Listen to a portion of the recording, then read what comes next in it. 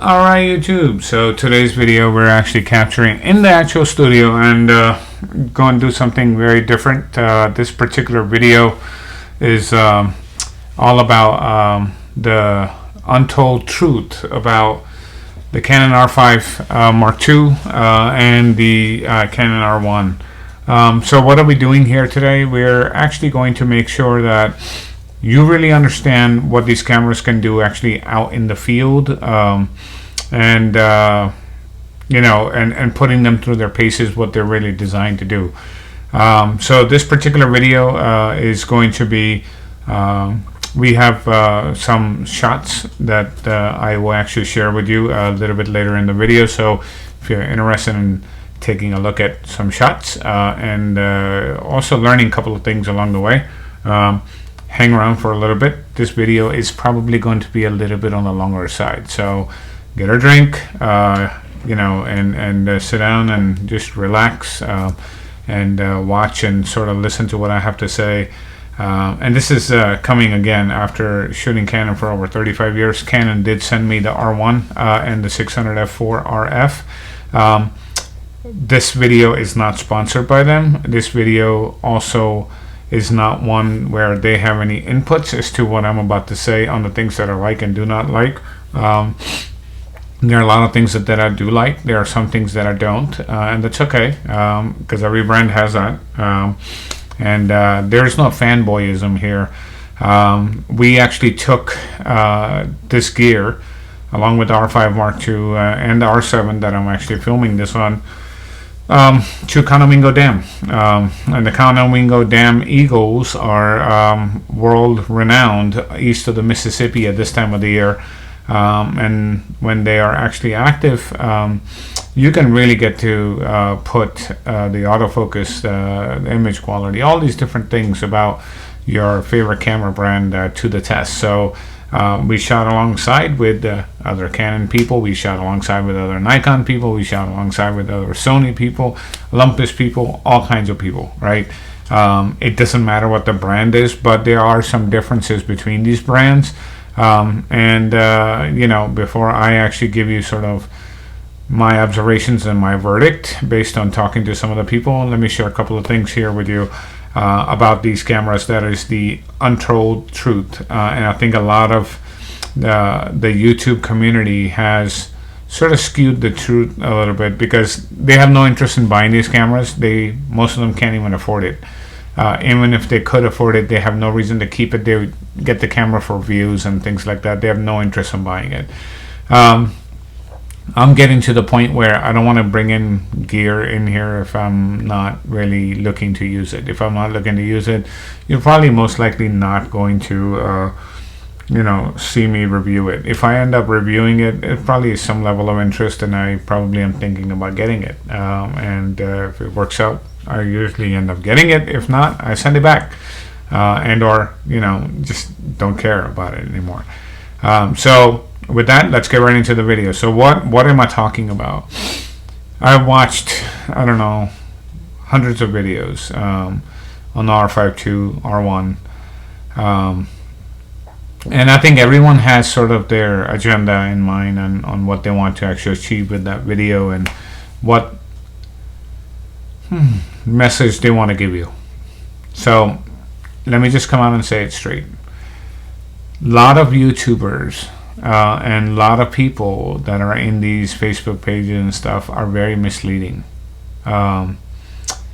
They hide the bitter truth about sort of what's happening with these brands and these cameras. There are a few things that I want to actually get addressed ASAP. So first one, the biggest elephant in the room was R5 Mark II battery. It's a problem. Battery's a problem. What are we gonna do if the battery runs out? Blah blah blah blah blah blah blah blah blah. We went to Conowingo Dam on Saturday. Saturday was brutally cold. It was about 27 degrees with light breeze coming through, but when you stand out there for 4 to 5 hours, you feel the cold pretty fast. So we were there, and My son shot the Canon R5 Mark II more than I did. I shot some. He's 14. He's actually in the thumbnail that you saw. I'll share some of his photos too that he took. Well, he shot with that R5 Mark II for about 4.5, maybe close to 5 hours on one battery. One battery. And he still has, here, after 2,700 shots, I'll bring it up for you so you can see it. And I purposefully left it here so we wouldn't do this, so I'm not fudging anything to you. 16% of battery still left on the first battery. Here's my second battery. Never used it, without a grip. Never used it. 2,700 photos later. One battery. In the brutal cold, shooting this camera. 2,700 shots. Is the battery a problem? No, I think you are the problem. They're lying. When you buy the original OEM batteries, it's not a problem. Canon apparently has fixed something in this LP-E6P battery, which makes it obviously last longer for sure. If he got 2,600 shots for 4.5 hours out there, constantly holding in his hands, firing away. Real testament. These are not cooked up numbers. J-Rod Photo, James from J-Rod Photo was actually standing right next to us the whole time.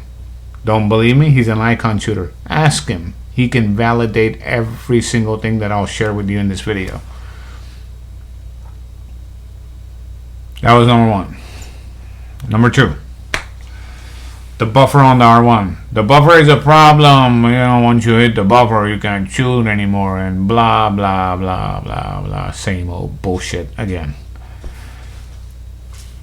There are a few sequences that we were able to get where, you know, the eagles were fighting for the fish and things like that. And again, you know, James can validate this.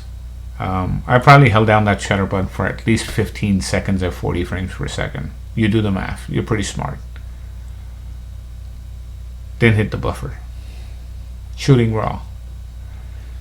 So I'm not sure what you need these cameras to do. If you need the camera to really do 40 frames per second for 10 seconds or more, or even 3 seconds or more, I'd like to see what you're doing. I did that on purpose to prove a point over there, and it was funny. Everyone started laughing because I was looking at it, held down the shutter, and they were like, holy shit, when are you going to stop holding it down? And I was hoping it was going to hit the buffer. It never did. Another lie. Most people I know are going to cook up stories about cameras like the Sony A1 II, you know, and the R1 for now, because number one, they can't afford it. Then they have no intention of buying it, so might as well trash it so they can sell you something else, like I said in my previous videos. Don't fall for it. Not true. All a bunch of lies. I ended up with about, here, I'm going to show you these things in the Lightroom pretty soon, so you'll get an idea on what's really going on here. So I'll tell you how many shots. 8,041 shots on the R1. One battery. Still got about 42% left. Battery's definitely not a problem. It's a speed demon. And then on top of that, I actually shot also, I think about 30 or 31 120 FPS slow motion video as well in 4K. So I was able to do all of that in just one battery. 60% of the battery was used. So didn't shoot as much video with the R1. I'm sure the battery would have died faster, but from a photo perspective, 2,671 shots. I'm looking right at it on the R5 Mark II. That's pretty impressive for one battery, right? If you have a grip, you're no problem. So where does this leave us now? How good are these cameras? Now we're going to get into the reality of what you can produce. And I want to set the stage here because I want you to understand what you're about to see. You're going to see a pretty expensive setup. The R1 is about $6,300. A 600 f4 RF lens is about $13,000. It's almost a $20,000 setup. Do you need to spend $20,000? No. Because my son was shooting with the RF 800 f11 lens, which is $899 or $900 or whatever it is. But it's 800 millimeters. I'm going to show you some things on what you can do with that lens on these bodies if you have a limited budget. If you have good budget to buy a decent camera, can't really spend 15 grand on a lens. Show you some good options here. So with that, that's what you're going to see. You're also going to see very high ISO shots of the R5 Mark II, and I think some of them are pretty high on the R1 that you'll see. These are raw files. I did edit them, but these are raw files, so you can get an idea on what is possible, right? So if all you got is $900 some odd for a lens, I'll even show you what you can do. But if you got more money, obviously, the optics is outstanding as you spend more. So with that, let's go ahead and actually roll on into the actual computer here. And you don't really need to see me. So I'm going to shut this camera off and move into the computer side of things. And then we will continue our journey onto, the computer here. So with that, here we are. And okay. So what you're seeing up top in the computer right now is up here. R1, 8,041 shots, R5 Mark II, 2671, and then on the R7, I didn't do a lot of shots, but I did some with the 600 f4 because I just wanted to show you guys that the R7, the reach, and if you put like a 600 f4 on there, it can yield some incredible results. Okay, so here are the three lenses here. You can see them. RF 600, 620 of those shots were shot with the extender, and then RF 800, about 3,000 shots, right? So I want to show you this before I get in, so it doesn't look like I'm lying to you and making stuff up. So with that, let's go ahead and actually hop on in, and I'm going to actually just hit the flagged photos here, and we'll get underway. And we'll move to the develop module first, right here. So the camera that starts with a 0 like this, 0E, that's the R7. And then the other ones, I'll show you what they are. I just picked this one from the R7 because I wanted to show you more on the R5 Mark II and the R1 because a lot of people have an interest in that. So this is the R7. It is a big crop here, right? So if I go ahead and go back to where we were, similar to here, this is the actual file, and you can see how much of the original, if I go ahead and reset this, that's where the photo was, up top, on top of the frame, shot on the R7, something like that. And that's the file there, edited. And this is with the 600 f4 on there, so you can see plenty of detail. So this 600 millimeter lens becomes a 840 millimeter f4 on the R7. So that's where you are.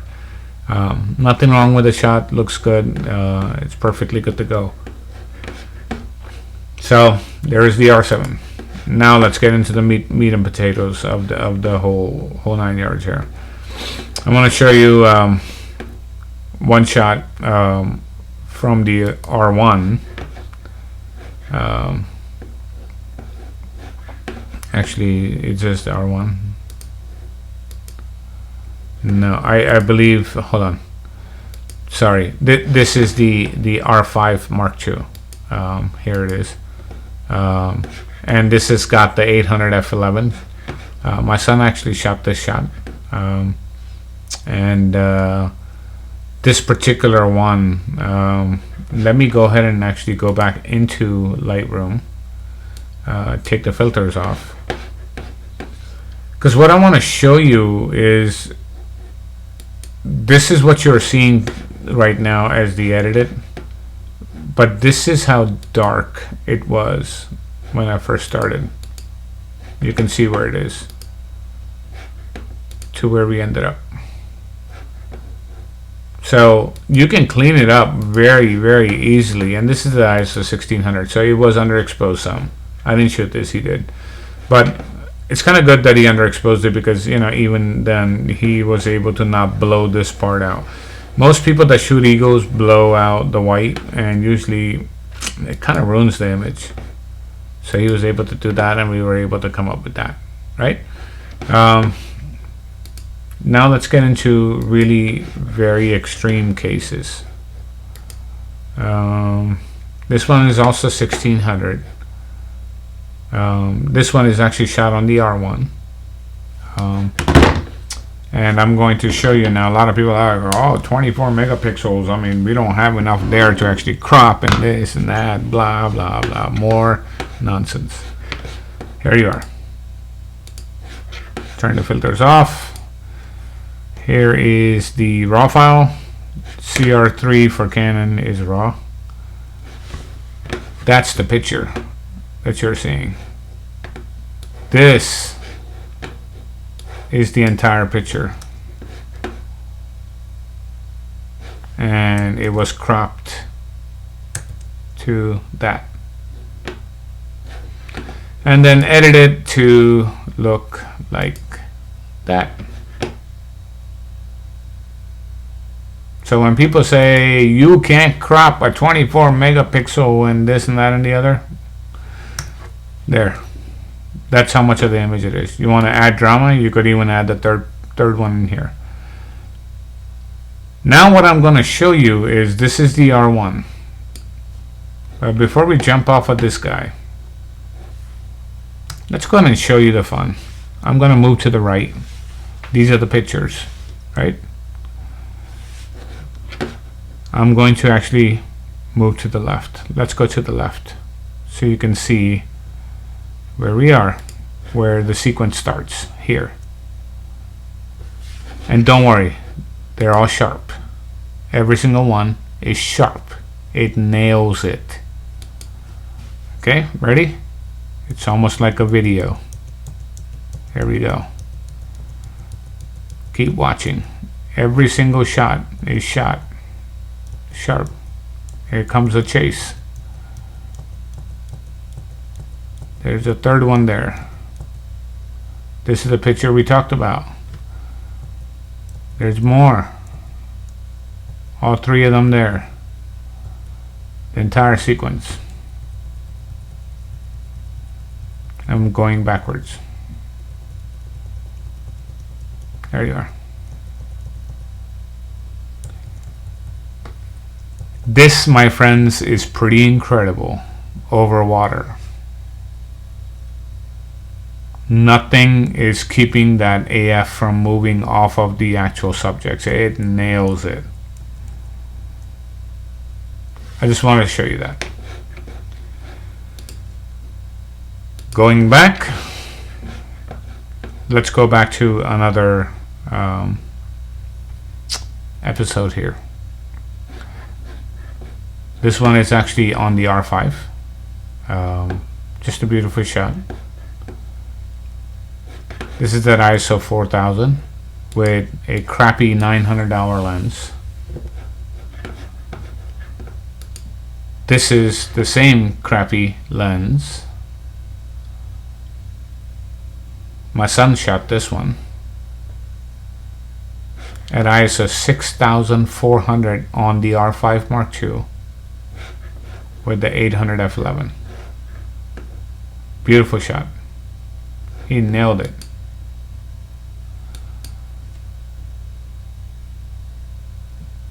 So there's that.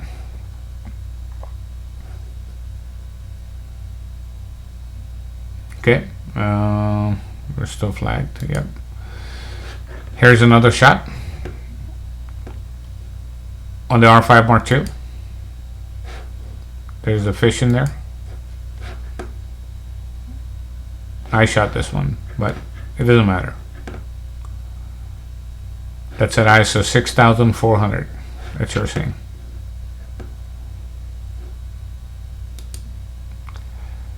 This is another shot that my son shot at ISO 6400. And I can actually show you the actual file. This is the raw file. This, my friends, is shooting down the river really far away at 800 millimeters.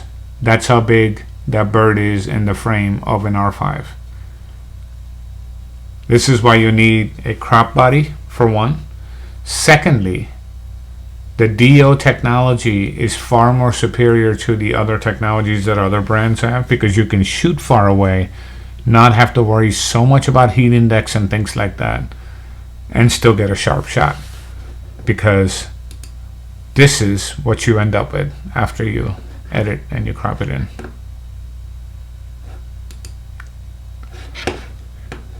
Same raw file number, you can see it. Pretty wild. ISO 6400.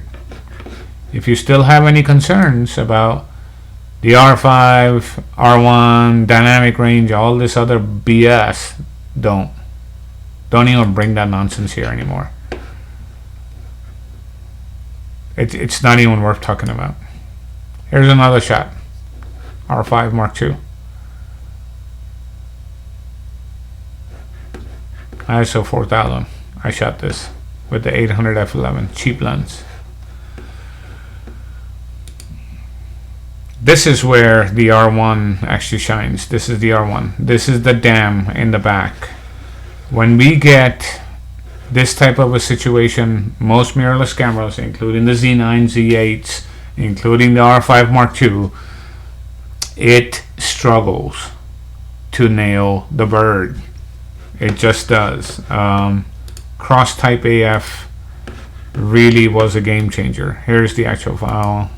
Slight zoom into this. You can actually see it. And then there's also another bird behind him. Nails it. Absolutely nails it. This is the 600 f4. Just beautiful. Looks just beautiful. So let's go back, and then that's that one. Okay, here's another shot from the R1. 600 f4, cropped in, tons of detail, looks clean. ISO 1000, no problem. Nails a bird with the dam in the back. This one was a heavier crop, so let me see. I can show you. This is the raw file, and then that's how much of it I cropped. That's the actual file. This is where most mirrorless cameras fail. They don't do a good job, especially when you're panning at a high speed rate. How do I know that? Let me see if I can get it to move. No? Yeah. That's how good the R1 autofocus is. Sorry, Sony. Sorry, Nikon. You don't have that. Keep dreaming. You don't have it. You just don't have it. Period. That's the file That's how it looks cropped in and edited. You can see all the detail. It's there. The fish is right there. Claws, all the details. Let's go back here again. This is against the actual building of the dam. These guys really having at it. Both of their claws on it, locked in position, a juvenile and a adult. Again, nails it, no problem. This is a pretty profound photo. One has the head, one has the tail. The juvenile on the bottom, the adult on the top. Just nails it. This is the R1 with the 600 f4, and this is, I believe, a significant crop too. Let's check. Yeah, I would say so. Here's the actual file. Oh yes, by the way, the focus point is not in the center, it's off to the side. I use the whole area AF. I don't need to do that. We had a guy over there that was using a Z8, and the poor guy was struggling so hard to get something nailed in there. And then, you got to use a little box in the middle to get the bird and blah, blah, blah, blah. You don't have to do any of that on these cameras. Just leave it the whole area, let it go to town. It will nail it, no problem. That's the file, and that's the edited picture. There we are. By the way, I can prove to you that it's pretty cool. Check this out, watch.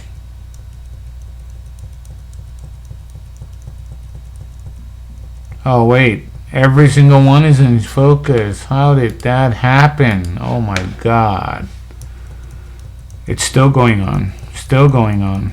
Still going on. I'll let you watch it more like a movie. Here's the next one that we're gonna actually go through. Actually, I don't know if I put this one in here. I don't think I did. I should have. But this one is actually an R1 too, R1 shot. Pretty awesome. So there's that one. Then we'll come back and stick to the plan, and here's the other shot with the R1. Again, you got to keep in mind these are some pretty massive crops, but that's how big this shot is right here, and that's what I cropped it into.